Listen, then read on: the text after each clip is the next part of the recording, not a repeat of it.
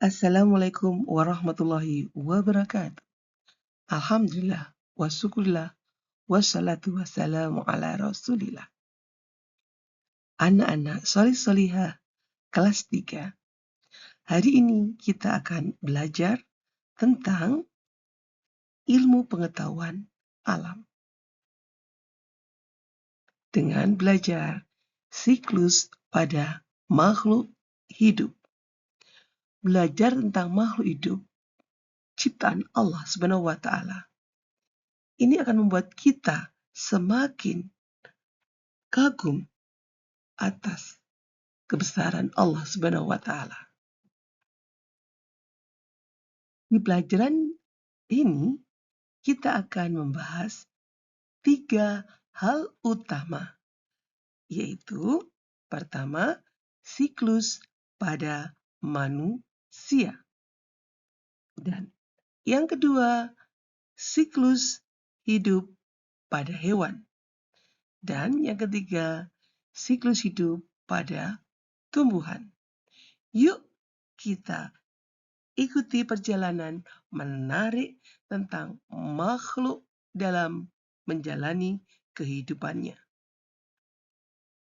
Pengertian siklus hidup yaitu siklus hidup adalah rangkaian perubahan makhluk hidup dari mulai lahir, tumbuh, berkembang, hingga menghasilkan keturunan untuk menjaga kelangsungan spesiesnya.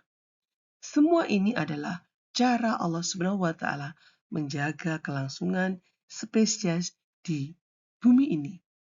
Subhanallah, betapa luar biasa ciptaan Allah Subhanahu wa Ta'ala. Siklus hidup pada manusia.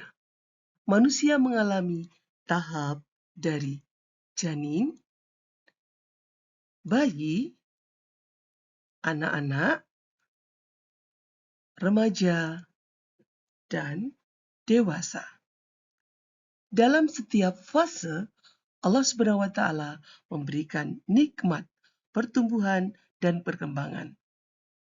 Kita wajib bersyukur dan memanfaatkan setiap masa hidup dengan sebaik-baiknya. Siklus hidup pada hewan. Hewan memiliki cara berkembang biak yang berbeda-beda.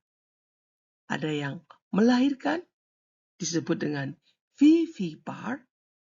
Contohnya adalah orangutan. Ada yang bertelur, disebut dengan ovipar. Ada pula yang bertelur dan melahirkan, disebut ovovivipar. Contohnya adalah ular piton. Subhanallah, semua menunjukkan keragaman ciptaan Allah Subhanahu wa Ta'ala.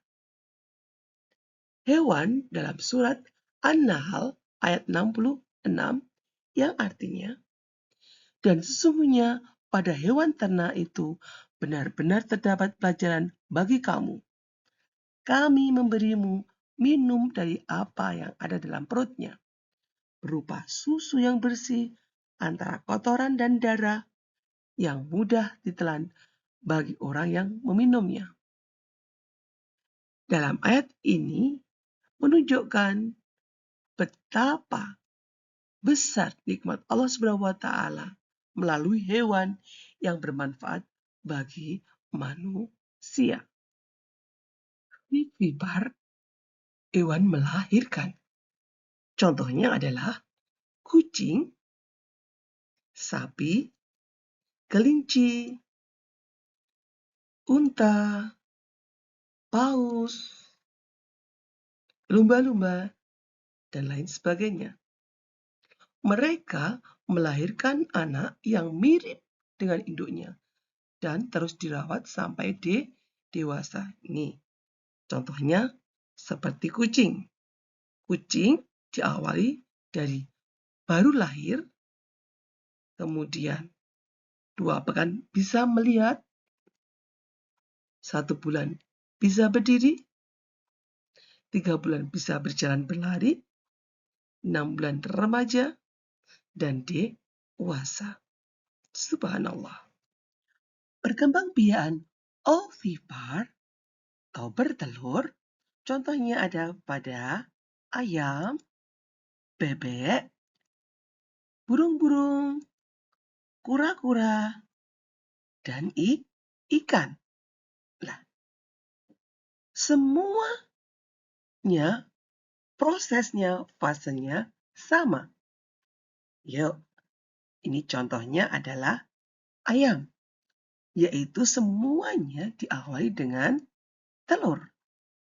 Telur kemudian diengkerami dalam ayam selama 21 hari atau 3 pekan. Ini di dalam ayam ada embrionya. Diengkerami selama 3 pekan, menentaslah telur, keluarlah ayam. Kemudian ayam berkembang biak menjadi ayam remaja dan akhirnya dewasa, berputar lagi. Lah, sama semuanya. Nih ya, untuk ikan ini ikan bertelur. Telur ini telurnya. Kemudian ada embrionya di dalam telur, kemudian menetas, jadilah ikan kecil, kemudian ikan remaja, dan ikan dewasa. Inilah fase perkembangbiakan pada ovipar atau bertelur. Yang ketiga, perkembangbiakan hewan ovovivipar, yaitu bertelur dan melahirkan. Contohnya adalah pada hiu, pada ikan pari, iguana, platypus, dan ular piton. Semua ovovivipar itu melalui proses bertelur dan melahirkan. Bertelur, telur tadi berkembang biak dalam tubuh induknya. Jadi telur berkembang biak pada tubuh induknya, baru dilahirkan. Ya. Oke, contohnya adalah ini pada hiu. Ya, pada hiu. Diawali dari kapsul telur. Ini kapsul telur ya. Di dalam kapsul telur ini tadi ada embrio atau bakal anak. Nah, dari situ berkembang biak kan, tumbuh dan berkembang biak, akhirnya tumbuhlah hiu muda di dalam telur. Nah, akhirnya telur tadi menetas di dalam tubuh induknya. Karena ingat, telur berkembang biak pada tubuh induknya. Menetas di dalam tubuh induknya. Setelah menetas dalam tubuh induknya, maka baru dilahirkan menjadi ikan-ikan, anak ikan-ikan yang siap untuk berenang di laut luas. Nah, nih tumbuh, berenang di laut yang luas, tumbuh menjadi hiu remaja dan dewasa. Terus berputar, inilah namanya siklus ovovivipar. Solih-solihah, anak-anak hebat, lihat gambar ini. Inilah siklus hidup kuda laut. Contoh hewan ovovivipar, yaitu berkembang biak dengan cara bertelur sekaligus melahirkan. Oke. Tahap pertama adalah kawin. Nih, ya. Di mana induk kuda laut jantan dan betina bertemu. Ya.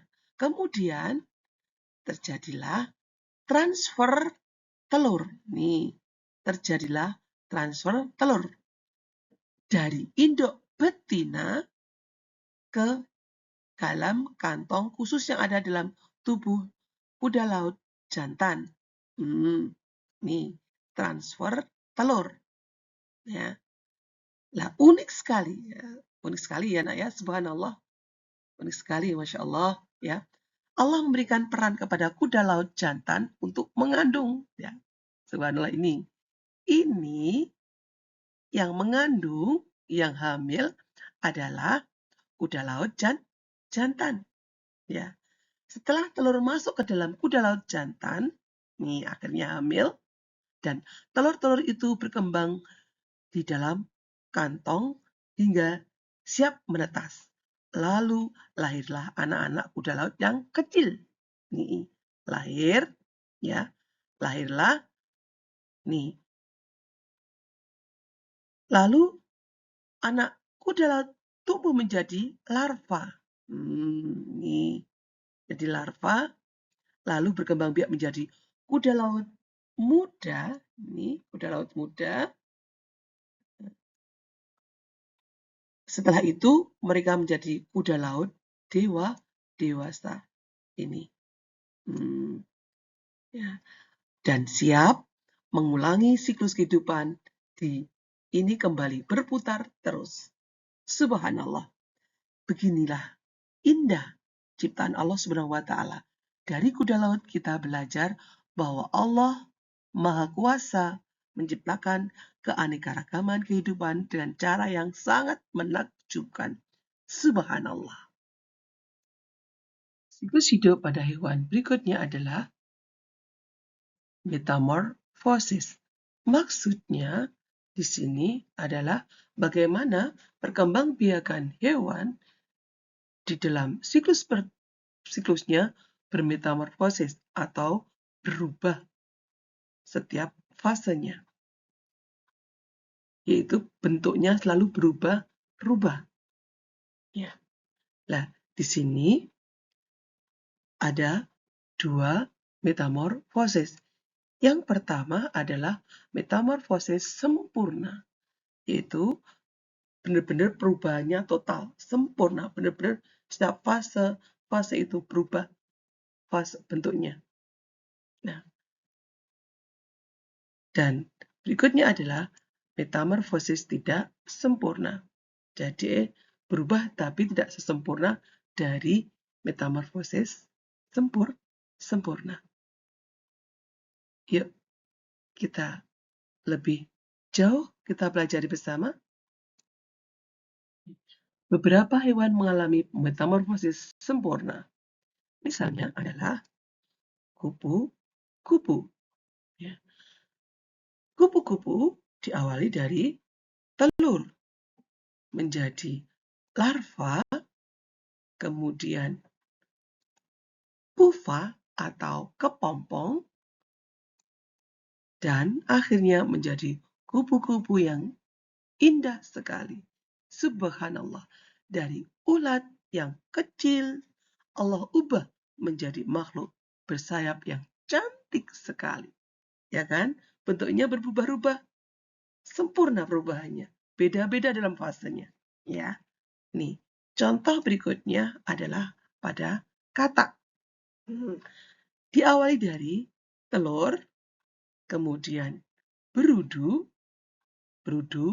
yang tinggalnya di dalam air, ya, dan bernafas dengan insang, ya. Kemudian berudu berkaki 2, ya. Kemudian berubah menjadi berudu berkaki 4, ya. Akhirnya menjadi katak berekor. Berubah hidupnya dari yang hidup di air berubah menjadi hidup di darat dengan perubahan pernafasan anggota pernafasannya berubah dengan menggunakan alat paru-paru dan kulitnya. Dan akhirnya yaitu kata dewasa. Subhanallah. Ya. Nyamuk juga melalui metamorfosis sempurna. Oke.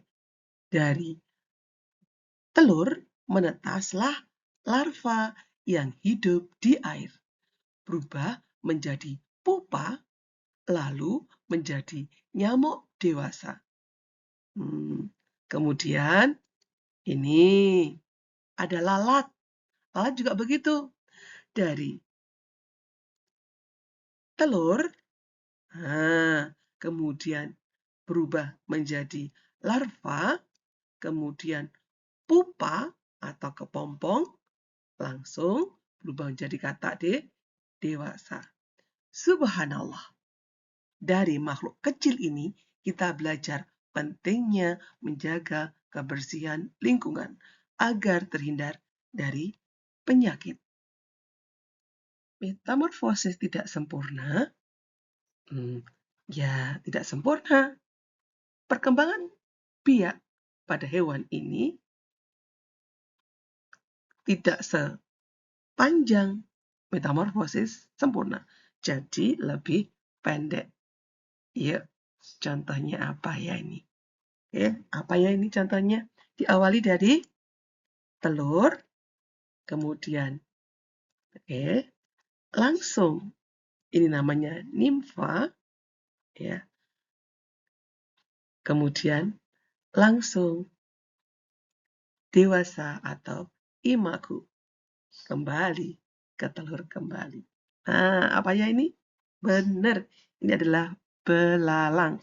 Belalang termasuk berkembang biak dengan metamorfosis tidak sempurna. Hanya melalui 3 tahapan, yaitu telur, nimfa, dan dewasa. Itu aja. Ya.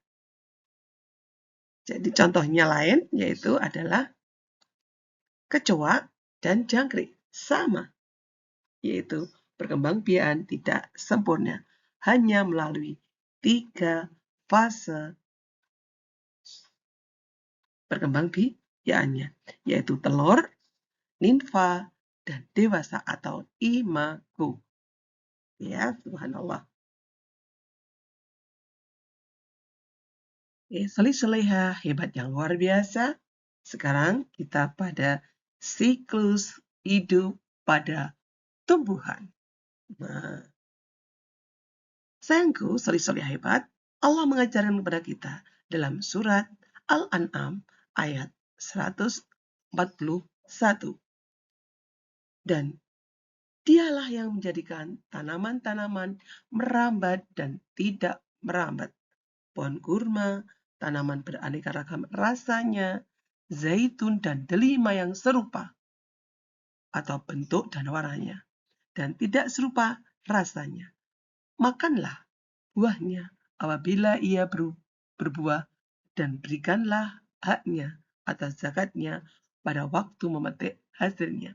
Jadi, janganlah berlebih-lebihan. Sesungguhnya Allah tidak menyukai orang-orang yang berlebih-lebihan. Dari sini, bahwa Allah Subhanahu wa Ta'ala menciptakan berbagai jenis tumbuhan. Ada yang merambat, ada yang tidak merambat, ada kurma, ada zaitun, ada delima, dan berbagai ragam buah dengan rasa dan bentuk yang berbeda-beda. Ayat ini menunjukkan bahwa perkembangbiakan tumbuhan adalah bagian dari kekuasaan Allah Subhanahu wa Ta'ala. Ya, tumbuhan diawali dari apa ya? Ya, tumbuhan diawali dari, betul, ini biji kecil. Tumbuhlah tanaman yang subur. Kemudian, kemudian apa ini? Tunas. Kemudian tumbuh dewasa, kemudian berbunga, kemudian berbuah. Subhanallah. Dari satu biji kecil tumbuhan tanaman yang subur, kemudian berbunga, berbuah, dan menghasilkan biji baru. Inilah siklus hidup tumbuhan yang terus berulang sebagai tanda kebesaran Allah Subhanahu wa Ta'ala. Nah, tumbuhan ini dibuat siklus hidup, ya nak ya. Ini dari benih atau biji, kemudian tumbuh tunas, kemudian berubah ini remaja, kemudian dewasa, kemudian berbunga, dan berbuah. Bijinya ditanam kembali, muter kembali. jadilah tanaman baru. Subhanallah, sayangku, selain itu Allah memerintahkan kita untuk memakan hasil tumbuhan ketika sudah matang dan mengeluarkan haknya, yaitu dengan zakat atau sedekah. Ini artinya tumbuhan bukan hanya bermanfaat untuk diri kita sendiri, tapi juga untuk dibagikan kepada orang lain. Allah juga melarang kita untuk berlebih-lebihan atau boros. Jadi, ketika panen, kita harus bijak memanfaatkan hasilnya, menjaga kelestarian tumbuhan, dan berbagi kepada sesama. Subhanallah, dari siklus hidup tumbuhan ini kita belajar untuk bersyukur, berbagi, dan menjaga alam agar tetap seimbang sesuai ajaran Allah Subhanahu wa Ta'ala. Pentingnya memahami siklus hidup, yaitu melestarikan makhluk hidup, menjaga keseimbangan ekosistem, dan melindungi spesies terancam punah. Dengan memahami siklus hidup ini, kita belajar menghargai makhluk Allah Subhanahu wa Ta'ala, menjaga ekosistem, dan melestarikan alam. Jangan sampai ada spesies yang punah karena ulah manusia. Allah mengamanahkan kita untuk menjaga bumi ini sebaik-baiknya.